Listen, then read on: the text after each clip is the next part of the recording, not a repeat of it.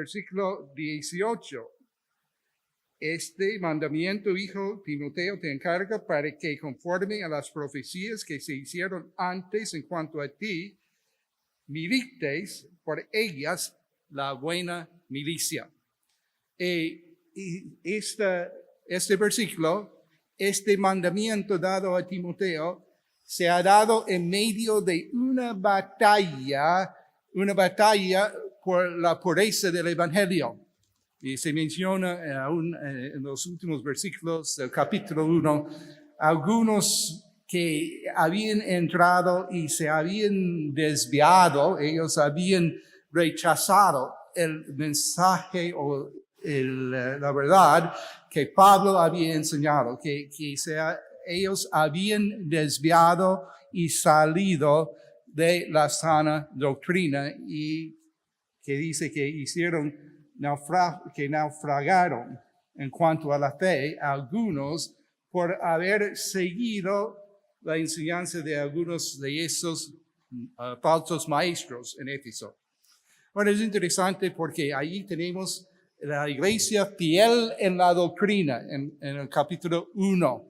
Y tomando en cuenta la importancia de lo que Pablo escribió en capítulo 3 y versículo 15, porque fue escrito esta epístola a Timoteo, dice versículo 15 del capítulo 3, para que citarlo, sepas cómo debes conducirte en la casa de Dios, que es la iglesia de Dios viviente, columna y baluarte de la verdad.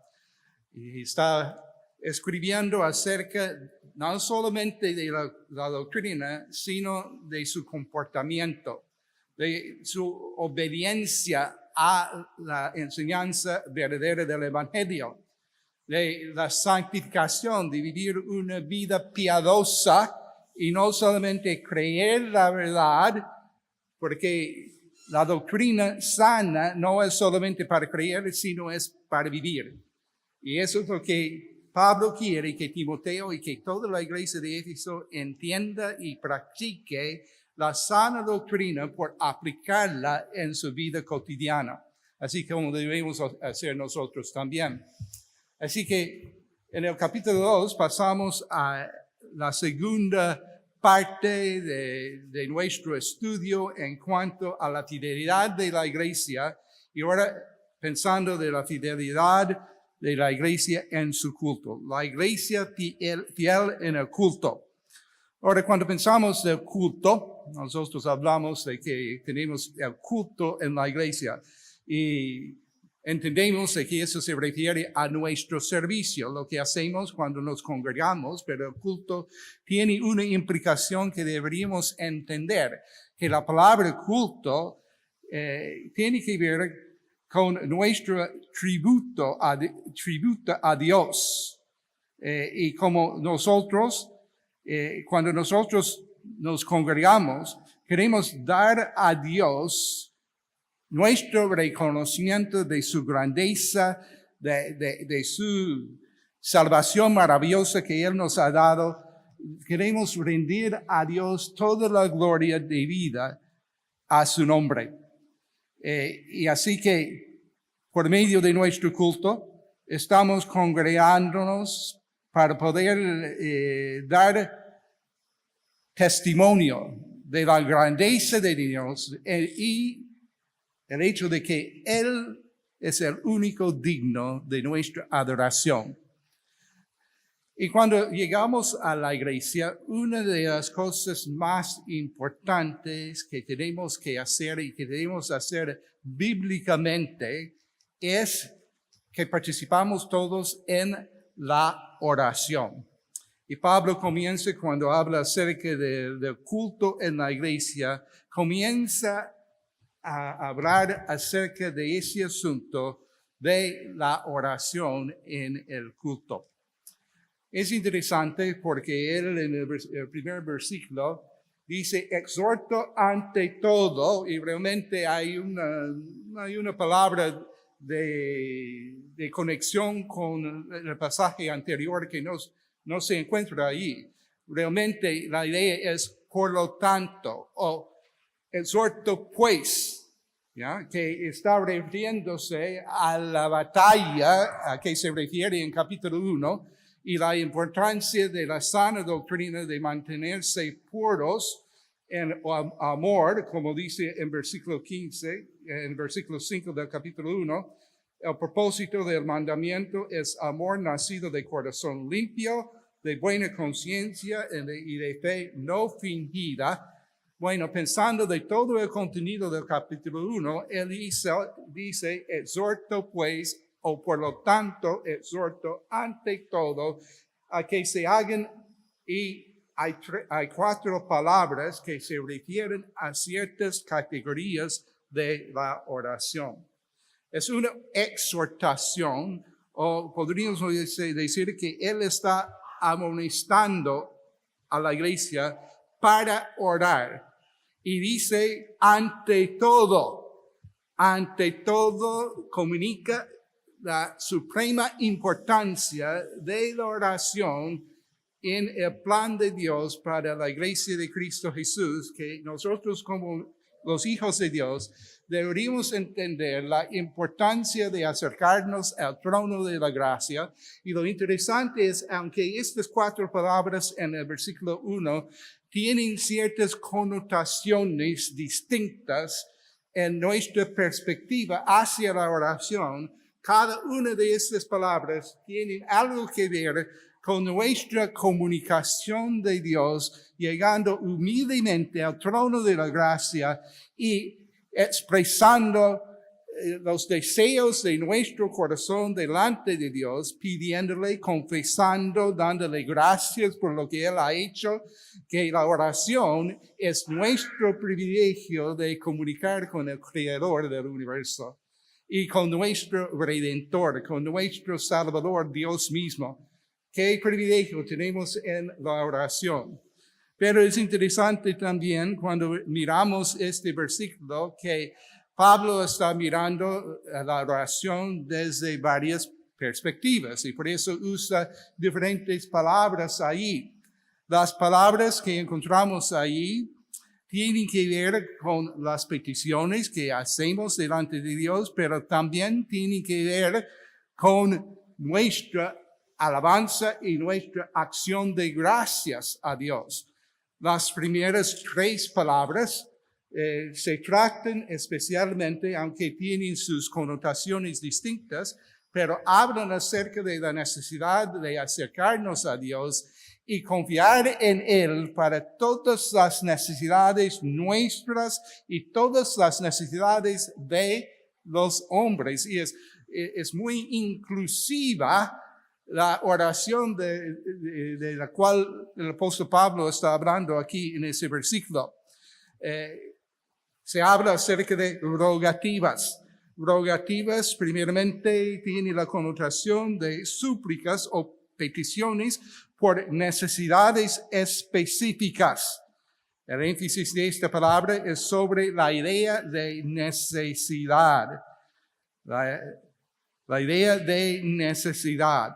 O sea, podríamos decir que el enfoque de esta palabra es en la necesidad que estamos trayendo delante de Dios y estamos confiando que Dios provea según su propia misericordia, según su propia gracia, que Él obre en esta necesidad que le estamos trayendo en ese momento. Tenemos un ejemplo allí en Santiago capítulo 5, versículo 16. Confesaos vuestras ofensas unos a otros y orad unos por otros para que seáis sanados. La oración eficaz del justo puede mucho. Esta es la confianza que tenemos en orar unos por los otros. Creo que estamos... ¿Eso es versículo 16? Me había confiado. Ya, así es, ¿no? Ya, la oración eficaz del justo puede mucho, pero dice orad unos por los otros. Eso es orad unos por los otros. Esa es la palabra del rogativo. Rogativo que realmente tiene que ver con orar fervientemente. Deberíamos traer nuestras peticiones, según las necesidades específicas que conocemos, debemos traer estas peticiones delante de Dios. Después tenemos la palabra oraciones. Esta es la palabra más común, el término más común por oración en el Nuevo Testamento se refiere a oración en general. Deberíamos pensar de que toda forma de discurso reverente dirigido a la divinidad, a eso se refiere.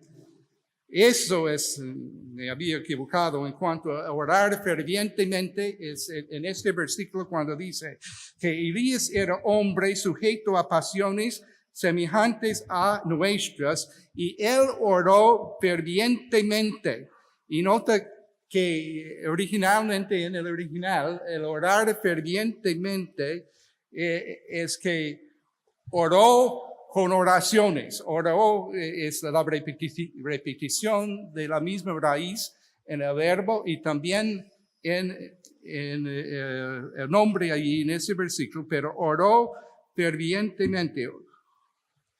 Y el resultado que era que Dios contestó su oración de una manera muy especial. Sabemos que Elías podía lograr mucho porque confiaba en Dios en medio de una prueba muy grande para poder comprobar que Dios era el único verdadero Dios en medio de otros dioses adorados en ese tiempo, aún por el mismo pueblo de Israel. Ahora, entonces tenemos los rogativos que tienen que ver con necesidades específicas y la oración en general. La tercera palabra, peticiones. Peticiones es intercesiones, solicitando la audiencia de Dios de parte de otros. Cuando nos acercamos a Dios, la realidad es que muchas veces cuando en nuestro caso oramos, lo malo es que pasamos mucho tiempo preocupándonos por nuestras propias necesidades. Es muy natural de que nosotros tenemos necesidades reales en nuestra vida, ¿no es así? Y entonces la primera cosa que nosotros pensamos es que, mira, que yo tengo que lograr esta obra, este trabajo, tengo que cumplir este trabajo, tengo este problema o quizás que tengo un problema en cuanto a poder relacionarme con cierta persona y que tengo que trabajar con esa persona y siempre me presenta una dificultad poder portarme bien y así relacionarme bien con aquella. Pero entienden de que nosotros tenemos problemas personales y muchas veces pasamos demasiado tiempo preocupándonos por nuestras propias necesidades, mientras que mucho de la Biblia habla acerca de este aspecto de la oración, que es la intercesión, que tiene que ver con nuestra petición por las necesidades de otras personas. En este caso tenemos el buen ejemplo aún en la palabra de Dios hablando de la intercesión, de que el mismo Espíritu Santo es el que intercede por nosotros, según el libro de Romanos. Encontramos en Romanos capítulo 8 cómo el Espíritu Santo intercede por nosotros. Y qué maravilla de que nosotros no sabemos orar muchas veces. Pero vemos en versículo 26, de igual manera, el Espíritu nos ayuda en nuestra debilidad. Pues, ¿qué hemos de pedir como conviene? No lo sabemos. Pero, ¿qué es lo que hace el Espíritu Santo? El Espíritu mismo intercede por nosotros con gemidos indecibles. Lo interesante es que Dios ha dicho que nosotros también deberíamos interceder por otras personas y para hacer eso necesario que nosotros tengamos nuestra lista y que tomamos nota de lo que Dios está contestando en cuanto a nuestras peticiones y que seamos constantes en hacer petición por las necesidades de los demás. Peticiones o intercesiones. Nos acercamos a Dios y en este caso la palabra es una palabra que se usa acerca del acceso a Dios que es abierto, este acceso para todos y que tenemos derecho a presentarnos nuestras peticiones a Dios, acercarnos a Él y presentarle nuestras peticiones a uno que es el Rey. O sea, esta palabra tiene que ver con acercar a Dios, nosotros sus sujetos, Dios nuestro Rey, y nos acercamos a Él pidiéndole algo, pero no por nuestro beneficio, sino por el beneficio de otra persona. Y qué buen ministerio es que nosotros dentro de la Iglesia de Cristo deberíamos estar intercediendo continuamente por las necesidades de todos. Vamos a llegar después a esta necesidad de que dice Dios que deberíamos orar por todos los hombres. Y todos los hombres creo que incluye mucho, pero incluye incrédulos e incluye creyentes, que deberíamos orar por todos. Comenzamos por conocer y entender cuáles son las necesidades reales de nuestros hermanos dentro de la familia de Dios. Deberíamos entender las peticiones específicas y traer delante de Dios en intercesión estas peticiones, pero también debemos estar orando aún por los que no conocen a Cristo todavía. Y esto es la intercesión. Pero también lo interesante es las acciones de gracias. El cuarto término que se usa para la oración aquí en este versículo tiene que ver con acciones de gracias. Y las acciones de gracias es gratitud expresado en palabras, agradecimiento, acciones de gracias que se expresan a Dios por lo que Él es y lo que Él hace. Y cuando entendemos de que estamos orando y pidiendo a Dios en cuanto a las necesidades de todos, se implica de que nosotros al acercarnos a Él, nos estamos dirigiendo a Él como el Dios soberano que está cumpliendo su voluntad en nuestra vida. Y aún lo maravilloso es que no entendemos exactamente cómo es, pero Dios quiere cumplir su voluntad por medio de las oraciones de los santos. ¿Ya? Y una parte de su voluntad soberana en esta tierra es que Él ha determinado obrar por medio de nuestras oraciones como hijos tuyos y por eso vemos como Él contesta nuestras oraciones y al hacerlo que Él cumple su voluntad perfecta. Ahora, pasando a la última parte del versículo 1, ¿y qué es lo que dice en la última parte del versículo 1? Hablas acerca del objeto de nuestras oraciones. Se ha hablado en cuanto a varias perspectivas o enfoques de la oración. Creo que es importante notar de que las acciones de gracias, debe ser la actitud continua de nuestro corazón delante de Dios y hay un contraste entre la vida pecaminosa y varias varios estilos de vida que el creyente, que la persona podría manifestar y la acción de gracias. O sea, en vez de ser caracterizadas por lo malo, nuestra vida debe ser llena de agradecimiento a Dios, considerando que Él nos ha salvado y que Él sigue haciendo su obra en nosotros para perfeccionarnos, como Él ha prometido. La acción de gracias, las acciones de gracias, también se aplica a estos tres grupos que se menciona allí, comenzando con todos los hombres.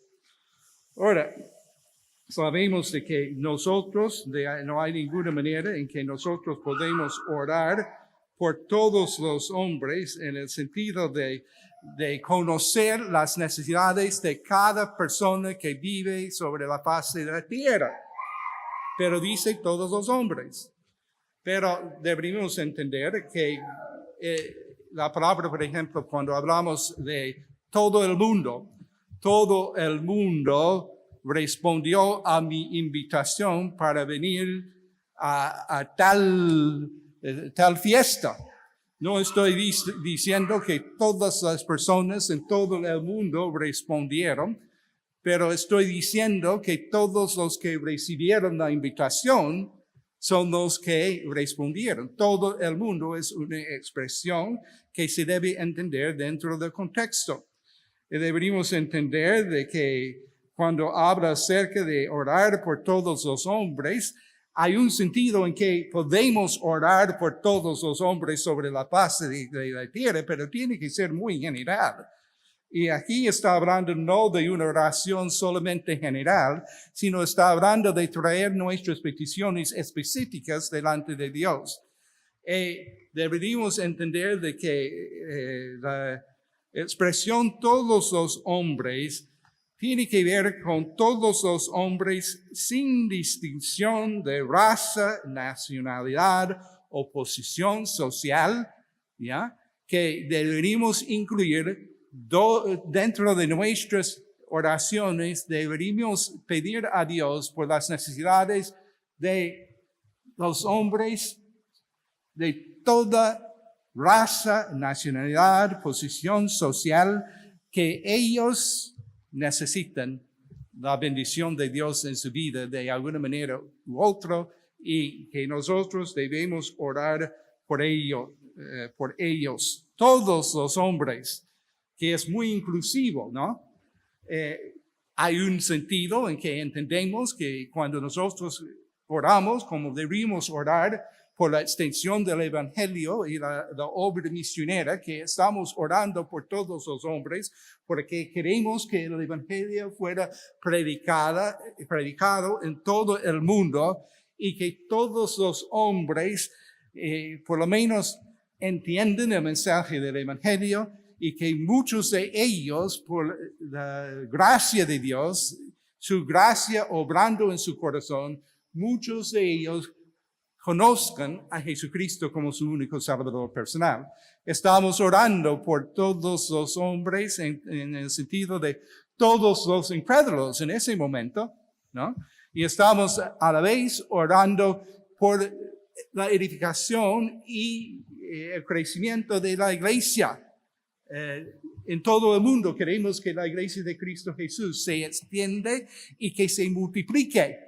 Y eso es orando por todos los hombres y orando también por las necesidades de hombres que no conocemos, que están sufriendo en la vida difícil de persecución o de guerra o cualquier que sea, quizás están sufriendo como resultado de algún catástrofe natural que necesitan de la gracia de Dios y de la bendición de Dios en su vida. Pero que oremos primeramente por todos los hombres, toda clase de hombre, todos los hombres sin distinción de raza, nacionalidad o posición social.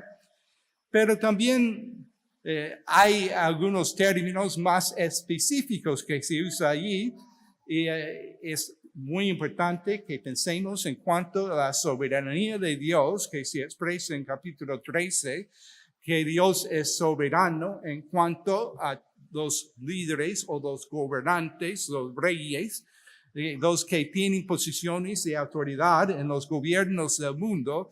Dios es el que últimamente tiene su mano poderosa guiando y asegurando de que Él va a lograr de que las personas que deberían estar en estas posiciones son los que se encuentran ahí. Y a veces nosotros no entendemos el por qué que hay un rey tan malo ahí o un presidente tan malo que no cumple bien con sus responsabilidades para poder gobernar ese país. No entendemos a veces, pero deberíamos entender de que Dios es el soberano y también deberíamos entender nuestra responsabilidad de orar por todas las personas de autoridad cívica, comenzando con los reyes, pero también el versículo dice, por todos los que están en eminencia. Versículo 2, por los reyes y todos los que están en eminencia. Y eso tiene que ver con todos los demás funcionarios sujetos a los reyes o bajo la autoridad del gobierno, pero entendiendo de que en cada nivel del gobierno hay personas que tienen posiciones de autoridad, sea el presidente al nivel nacional o sea el alcalde al nivel local.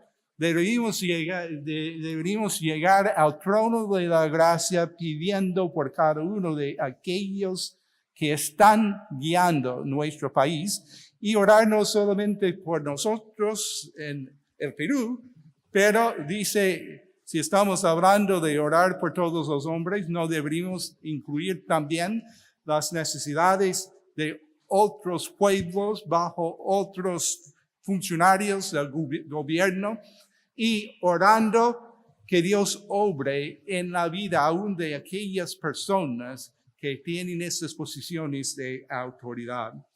Y al seguir adelante vamos a entender de que cuando Pablo habla acerca de los motivos de la oración, primeramente menciona la necesidad de orar porque Dios puede darnos paz y libertad en nuestra vida, pero deberíamos orar, por eso deberíamos orar por los que tienen posiciones de autoridad, porque mucho de nuestra vida depende de las decisiones que ellos tomen, sean el presidente, sean miembros del Congreso, sean en otros países, otros funcionarios que tienen responsabilidades, y deberíamos orar por ellos porque nuestra vida, quisiéramos tener una vida quieta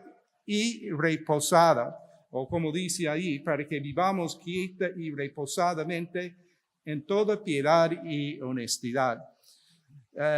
Ahí pensando de una vida quieta y reposada, o que vivamos quieta y reposadamente, tranquila, es lo que quiere decir la palabra quieta allí.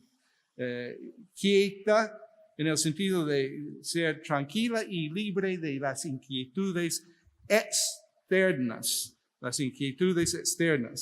Y reposadamente tiene más que ver con de tener una tranquilidad interior, ¿no? Libre de perturbaciones interiores. Y sabemos de que para el creyente la paz y la tranquilidad interior tienen más que ver con la obra del Espíritu Santo, porque Él Es el único que nos puede dar paz en cualquier circunstancia.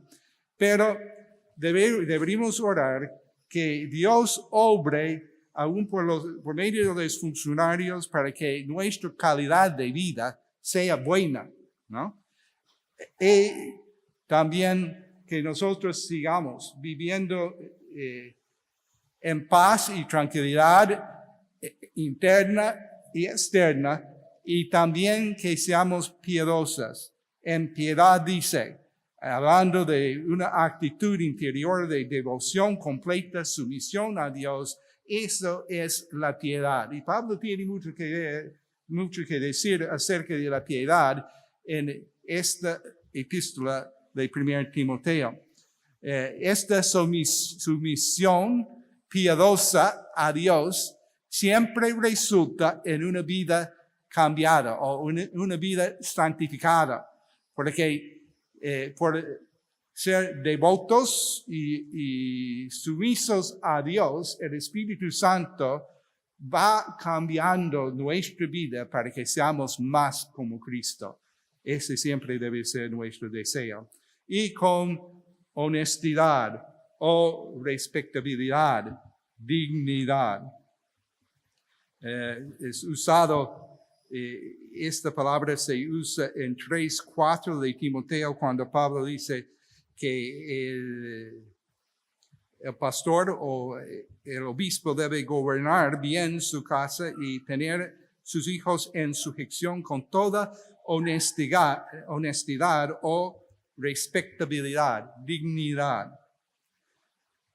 Ahora, estamos orando para que nosotros vivamos una vida buena, que vivamos en paz y tranquilidad interna y externamente, y que podamos seguir dando testimonio delante del mundo de que Dios está obrando en nosotros.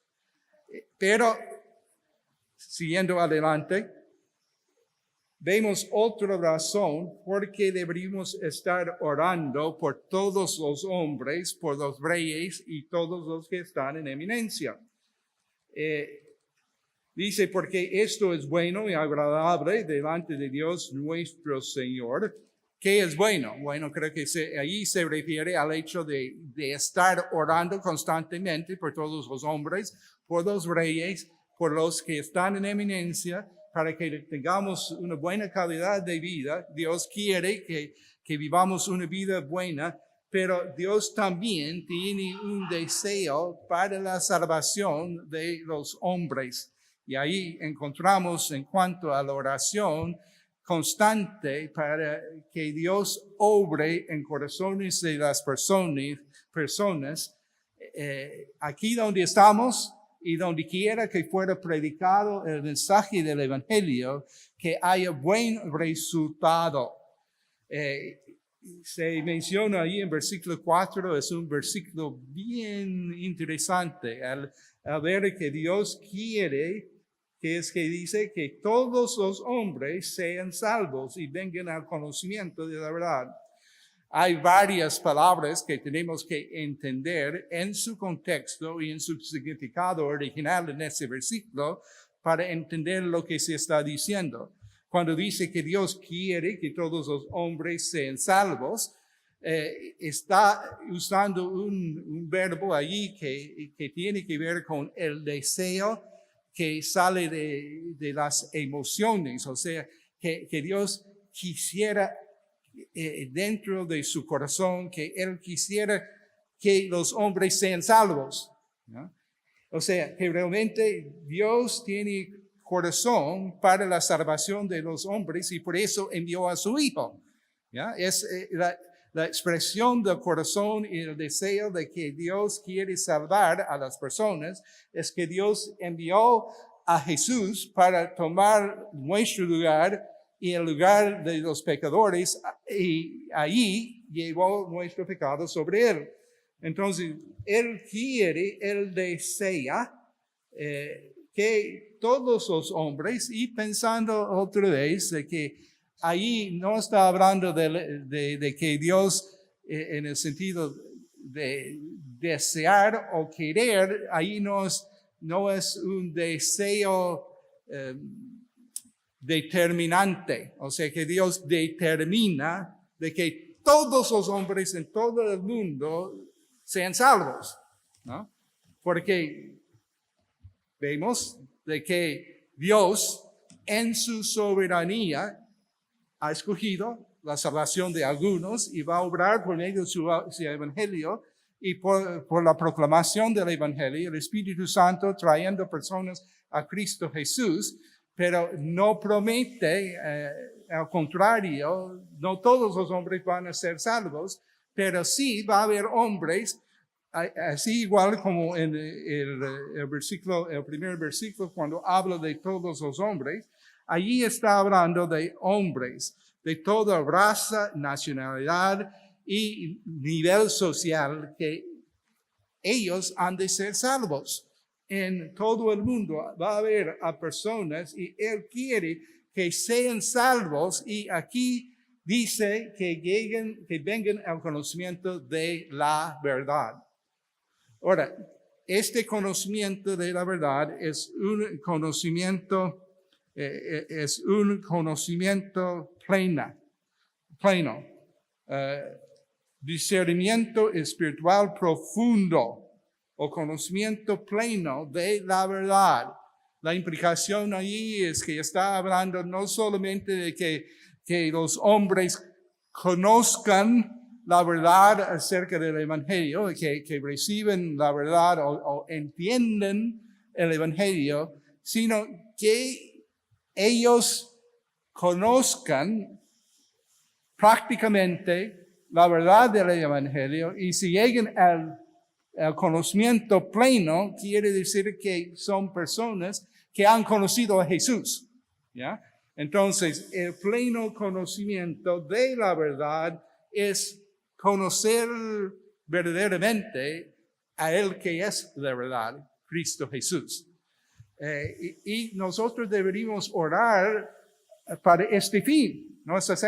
No es así. Si estamos orando de acuerdo con lo que Dios nos enseña en la Biblia, deberíamos estar orando que las personas que escuchen el Evangelio, que hayan entre ellos personas que lleguen al conocimiento de la verdad, y deberíamos preocuparnos por todas las personas a quienes tenemos el privilegio de comunicar el Evangelio, y que Dios traiga a aquellas personas al pleno conocimiento de la verdad, de la palabra de Dios, por conocer al que es la vida y la verdad y el camino a Dios.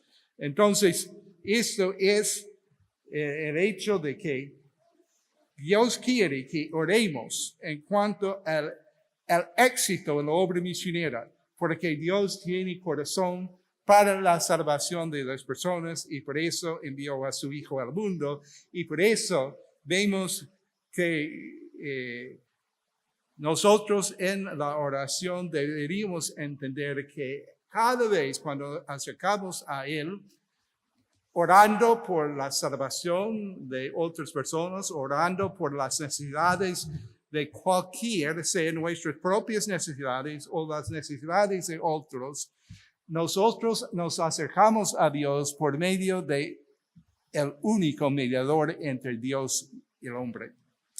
Y al seguir adelante, se habla acerca de esta realidad. Vemos, versículo 5, porque hay un solo Dios y un solo mediador entre Dios y los hombres, Jesucristo hombre.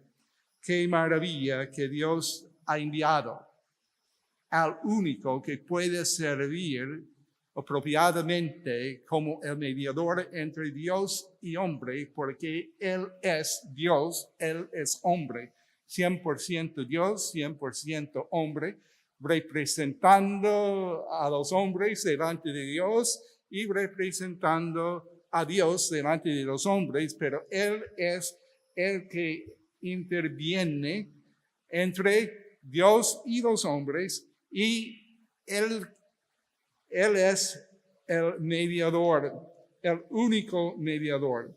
En el Antiguo Testamento se ve de que había mediadores y sobre todo que había un sumo sacerdote, pero había otros sacerdotes y por medio de esos sacerdotes el pueblo de Israel, el pueblo de Dios, tenía que acercarse a Dios haciendo sus sacrificios.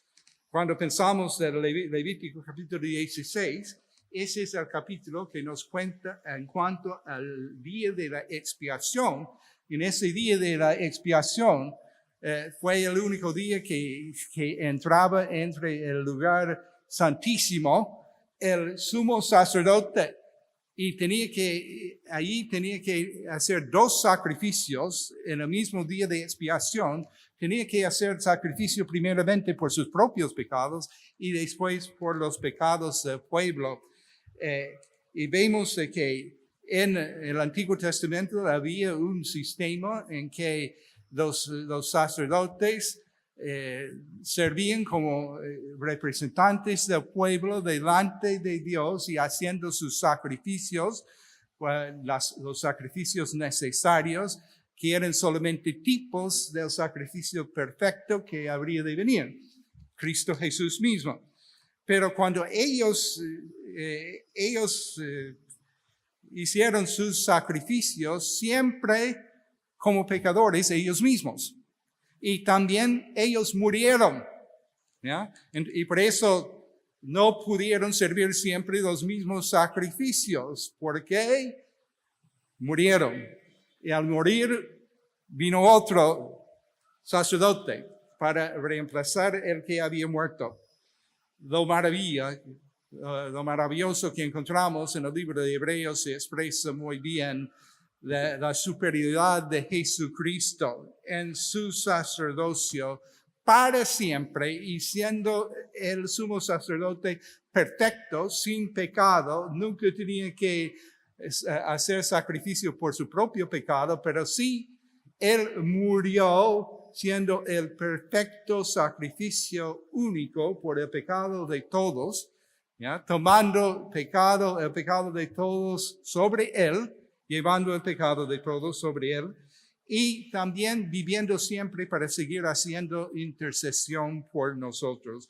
¡Qué maravilla lo que hizo Cristo Jesús por nosotros! Él es el único mediador. Es interesante porque el pensamiento de aquel tiempo era que había muchos salvadores y muchos mediadores entre Dios y el hombre, pero aquí Pablo está recalcando la singularidad del Dios adorado por los cristianos, que ellos reconocen que hay un solo mediador verdadero entre Dios y el hombre, que es Jesucristo, hombre, que dio a sí mismo como rescate que para redimirnos de nuestros pecados. El único sustituto perfecto por el pecado del mundo. Y qué bueno que nosotros también podemos proclamar este mismo mensaje. Y Pablo en versículo 7, no sé si estaban dando cuenta, ahora esta mañana el pastor Daniel estaba hablando en cuanto al apóstol Pablo, que él se declaró en 2 Timoteo 1 y versículo 11, que proclamaba que fue constituido predicador y apóstol y maestro de los gentiles. Y aquí en 1 Timoteo 1 y versículo 7 dice lo mismo. Para esto yo fui constituido predicador y apóstol. Digo verdad en Cristo, no miento, y maestro de los gentiles en fe y en verdad. Él es predicador, heraldo es el término que tiene que ver con el que sale para dar el anuncio, para anunciar algún decreto del rey al pueblo y que sale para que todos escuchen, promulgando el mensaje que le habían encargado. Y Pablo es predicador, heraldo apóstol, escogido, oficialmente comisionado como apóstol de Jesucristo y también maestro de los gentiles. Ahora, como apóstol de los gentiles, él sigue hablando. Y en seguir hablando, va a dirigirse en cuanto al culto de la iglesia y la necesidad de que cada uno reconozca su propio papel o su propio rol dentro de la iglesia, sean hombres o sean mujeres, que cada uno debe reconocer que Dios tiene un propósito específico que ellos hagan dentro de la iglesia. En versículo 8, cuando se refiere a los hombres, quiero, y eso ahí es, no es la misma palabra que se usa en versículo 4, cuando él dice que Dios quiere, sino que es, aquí es otra palabra que tiene que ver con la determinación de su racionamiento. Está diciendo, yo quiero que hagan esto, estoy hablando con la autoridad del apóstol de Jesucristo, y de esta manera deberían portar los hombres dentro de la iglesia. Y está diciendo que los hombres y no las mujeres deben dirigir la adoración pública. Ahí la palabra no es la palabra que se refiere a todos los seres humanos, o sea, a las mujeres y los hombres dentro del mismo grupo que son seres humanos, sino que es la palabra que se dirige a los varones, a los hombres dentro de la iglesia de Cristo, que ellos deben ser los que dirigen la adoración pública, y aquí específicamente hablando de la oración. Es interesante la manera en que él habla acerca de la oración en este contexto, diciendo, quiero pues que los hombres oren en todo lugar. Y él, tomando la autoridad o reconociendo su autoridad como apóstol, quiere que la iglesia de Cristo Jesús reconozca de que los hombres deberían dirigir la oración. Y en todo lugar dentro de la iglesia deben ser los hombres los dirigentes. Y al seguir adelante vamos a ver de que su argumento no se basa en algún capricho suyo, sino se basa en una doctrina bien establecida en Génesis capítulo 3 acerca de la relación entre la mujer y el hombre y el papel de cada uno.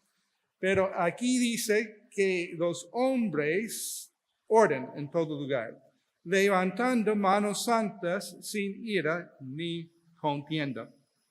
Y cuando leen eso, quizás pensando, bueno, ¿qué está diciendo? Entonces, levantando manos santas, que está refiriendo de que al orar, que siempre deberíamos levantar las manos. Ahora, lo que digo es que no hay nada malo en levantar las manos al orar. A veces en la Biblia se ve de que las personas al orar levantaron las manos. Era una posición de expresar su honra a Dios por levantar las manos a Dios, reconociendo de que a Él le debemos todo, ¿ya? Y que estamos dependiendo de Él, ¿ya? Glorificándole a Él.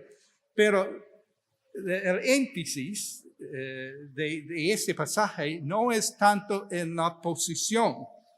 En la Biblia también había otras posiciones que usaron para orar. Por ejemplo, a veces oraron de pie, a veces sí, con las manos extendidas, levantadas al cielo, a veces con la cabeza inclinada, a veces nuestra práctica es siempre cerrar los ojos, pero no era siempre así que la gente tenía que cerrar los ojos. A veces expresaron su confianza en Dios por levantar los ojos hacia el cielo, mirando al cielo.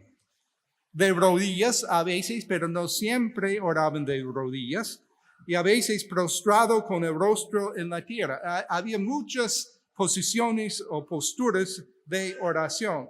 Y en este versículo, el énfasis no es tanto en la postura, sino en la actitud y la condición de los hombres, de los varones que estén dirigiendo la oración en el culto de la iglesia. Levantando manos santas es una expresión que se usa para referirse a la oración en este contexto.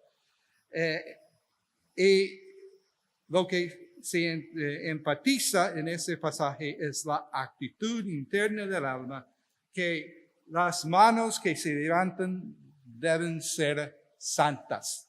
El que se dirige dentro de la iglesia debe tener un corazón puro delante de Dios. Debe ser una persona, un hombre piadoso delante de Dios y sin ira ni contienda hacia Dios o hacia el prójimo. No debe haber ira, no debe haber contienda, debe tener un corazón buena de comunión entre los demás y con Dios mismo, que debe tener un testimonio fiel y piadoso el que dirija la oración, el hombre que dirija la oración. Pero, pasando adelante, en versículos 9 al 15, aquí creo que tenemos que hablar por lo menos acerca de ese pasaje. Un pasaje un poco difícil de entender en nuestro contexto de hoy en día. Deberíamos entender, como habíamos dicho, lo que Pablo escribe aquí en este pasaje con referencia al papel, el rol del hombre y de la mujer dentro de la iglesia, se basa en la Escritura, en una doctrina ya establecida aún desde Génesis capítulo 3, en cuanto al liderazgo del hombre, que el hombre es cabeza y que la mujer debe someterse. Eso es un concepto bíblico que siempre se enseña y debemos practicar. Y la mujer debería demostrarse modesta primeramente en cuanto a su atavío. En versículo 9, asimismo que las mujeres se atavían de ropa decorosa, con pudor y modestia, no con peinado ostentoso, ni oro, ni perlas, ni vestidos costosos. Ahora, este mismo concepto se expresa aún más claramente por el apóstol Pedro en capítulo 3, los primeros 6 versículos realmente de 1 de Pedro capítulo 3, él habla acerca de la importancia de la actitud sumisa de la mujer cristiana. En particular, en ese contexto de Pedro, era el testimonio de la mujer cristiana delante de un marido incrédulo, que debe mantenerse fiel, y el deseo siempre debe ser de poder ganar a su esposo por medio de una actitud sumisa, que es la actitud realmente que la mujer siempre debe tener delante de su marido. Es interesante cuando estudiamos eso, entendemos de que Pedro usó el ejemplo de Sara, su actitud de Sara ante Abraham, que le llamaba Señor, que se sometía así humildemente, con mansedumbre, portándose delante de su marido. Y así la mujer, aquí Pablo está hablando acerca de la mujer dentro de la iglesia y que debe portarse bien, pero comenzando en cuanto a su atavío, que debe vestirse modestamente y portarse modestamente. Eso es algo muy importante porque entendemos de que la mujer, si va así a aprender como debería aprender en la iglesia y se va a someterse, también en su actitud que se presenta por medio de su manera de vestirse y de portarse, nunca debe llamar atención a sí mismo, ¿ya? Siempre su deseo debe ser glorificar a Dios. Y por eso habla acerca del peligro de que la mujer se vista de una manera extravagante, ¿ya? De que ella se viste de una manera de que todo el mundo se note la diferencia entre ella y todas las demás mujeres dentro de la iglesia, ¿ya? Porque ella quiere, por medio de la extravagancia de su atavío, que ella quiere mostrarse quizás mejor que los demás, o quiere elevarse de alguna manera ante los ojos de los demás. Tiene que tener mucho cuidado, no solamente en la manera de vestirse modestamente para no llamar atención a su cuerpo femenina, ya que puede ser muy peligrosa, pero también que se demuestra su actitud humilde delante de Dios en su manera de portarse. Ahora, lo que sigue es lo más interesante en cuanto a las discusiones que han sucedido en cuanto a su sumisión de actitud en la iglesia. Pero deberíamos entender, el versículo 10 creo que es clave en cuanto a eso, que lo importante, ella debe reconocer que su vestido no es lo más importante, sino sus obras. Versículo 10, sino que debe vestirse, está implicando la idea de vestirse de buenas obras, con buenas obras, como corresponde a mujeres que profesan piedad. Ahí está la palabra otra vez, piedad, ¿ya? Que se refiere a esta actitud de devoción y sumisión interna, y resulta en sumisión a la obra del Espíritu Santo para que Cristo sea glorificado. Y para Pablo, para que la mujer glorifique a Dios, como dice en versículo 11, debe aprender en silencio con toda sujeción. Para mujeres, ¿qué estamos diciendo? ¿Qué estamos pensando? De que la mujer nunca puede decir nada dentro de la iglesia, tiene que someterse siempre. Bueno, deberíamos entender de que la idea es que no debe ejercer autoridad sobre los hombres.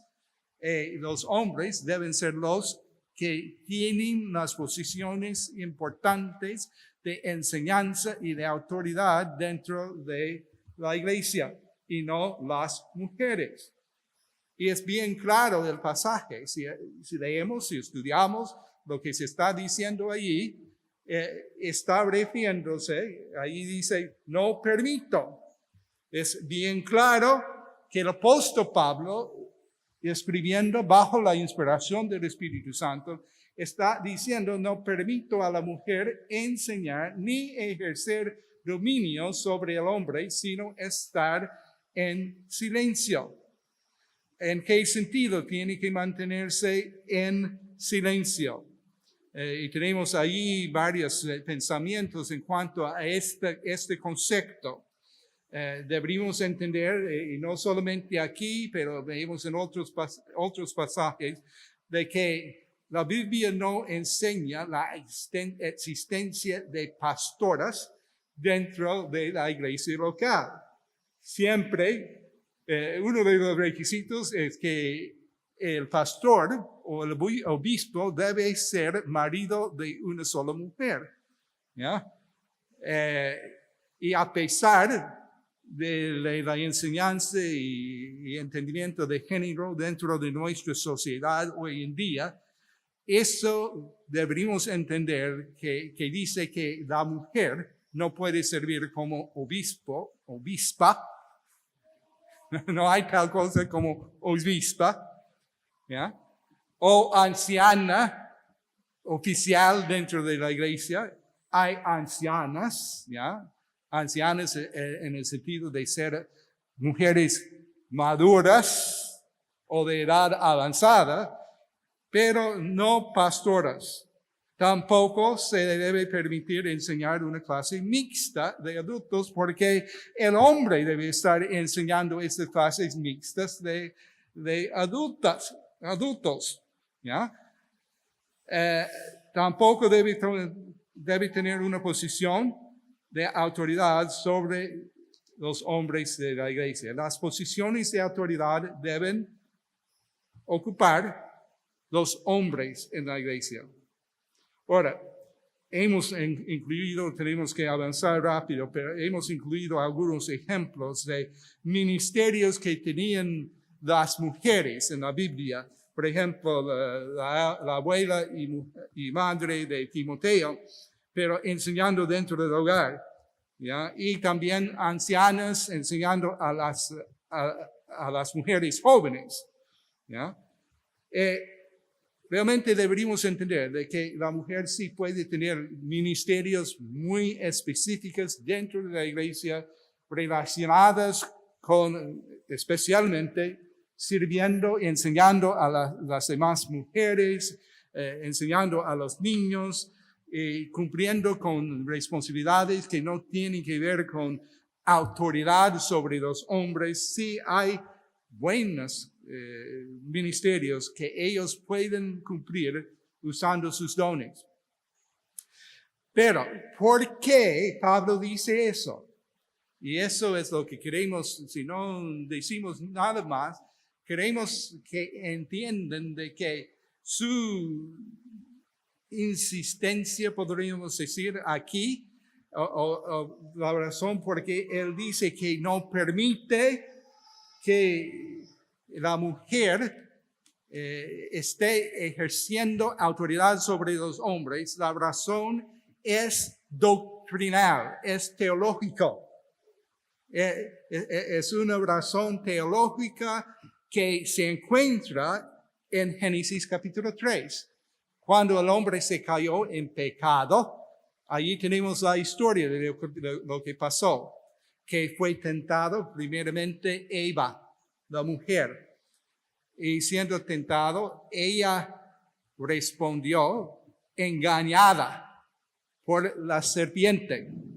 Y siendo engañada por la serpiente, desobedeció a Dios y tomó la fruta que no debería tomar, comiendo ese fruto que había dicho Dios que en el día de comer ese fruto morirían. ¿Ya? Ahora, ahí lo tenemos. Pero mira aquí, en los siguientes versículos. Versículo 13. Bueno, la primera razón teológica de por qué la mujer debe someterse es que Adán fue formado primero y así es cabeza de la raza humana. ¿Ya? O sea, la historia de la creación, bien claramente que Dios creó al hombre primero y después a la mujer para cumplir las necesidades del hombre, ¿ya? O para llegar a ser su ayuda idónea. Le había creado a la mujer, ¿no? Y lo hizo en este orden. El hombre primero y después la mujer, los dos hechos a la imagen de Dios, ¿ya? Y siendo los dos responsables a su creador. Entonces, este principio encontramos en 1 Timoteo, capítulo 11, versículos 8 y 9. Pablo lo expresa. 1 Corintios, es 1 Corintios 11, 8, porque el varón no procede de la mujer, sino la mujer del varón. Y tampoco el varón fue creado por causa de la mujer, sino la mujer por causa del varón. ¿Ya? Ahí está la doctrina correcta de la creación. Y leyendo toda la cuenta de creación en Génesis, se ve bien claro. Pero también, si lees en Génesis capítulo 3 acerca de la caída del hombre en pecado, lo interesante es la manera de contarlo, de que la mujer o Eva comió primeramente de la fruta y le dio a su esposo, y él también comió del fruto, ¿no? Del árbol prohibido, ¿ya? Pero lo que, sin decir mucho en cuanto a eso, porque ya vamos a terminar con esta parte, creo que no vamos a poder avanzar, pero pensando de las consecuencias del pecado, y lo interesante es cuando después de haber caído en pecado el hombre, al acercarse a la mujer y decirle, ¿por qué tomaste de este fruto que te había prohibido hacerlo, pero comiste de este fruto? Y echó culpa a la serpiente. ¿Se da cuenta? Y después, cuando le dice lo mismo al hombre, él echa culpa ¿a quién? A su mujer, y indirectamente a Dios, porque Dios le había dado la mujer, ¿no? Pero nota específicamente, en cuanto al castigo como resultado del pecado y su parte, su rol de Eva, de la mujer, en la caída del hombre. En Génesis capítulo 3 y versículo 16.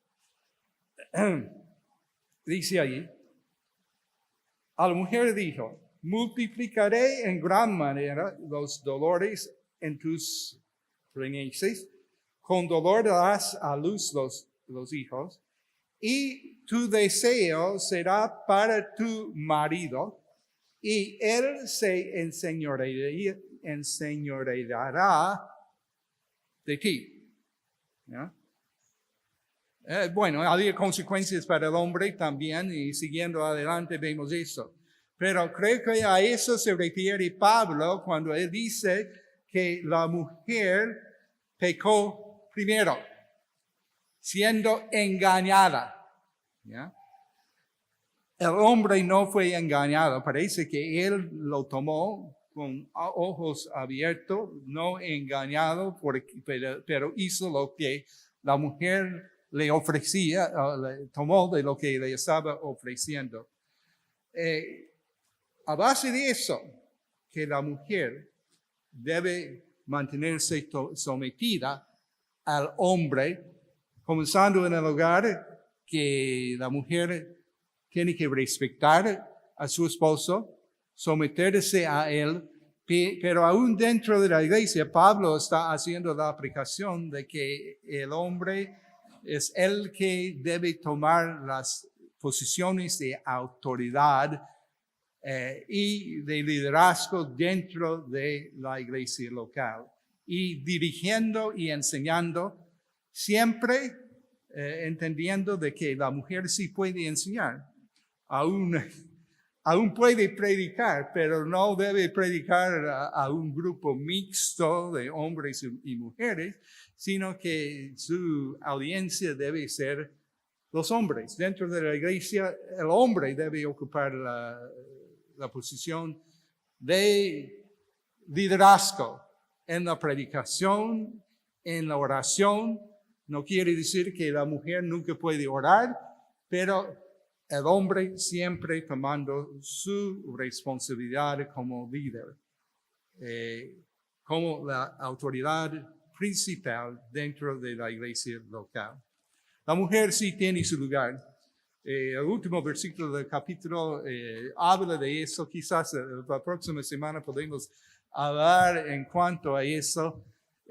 diciendo que yo estoy convencido que ese versículo se trata especialmente de un ministerio especial que la mujer pueda cumplir y que el hombre no podría hacer.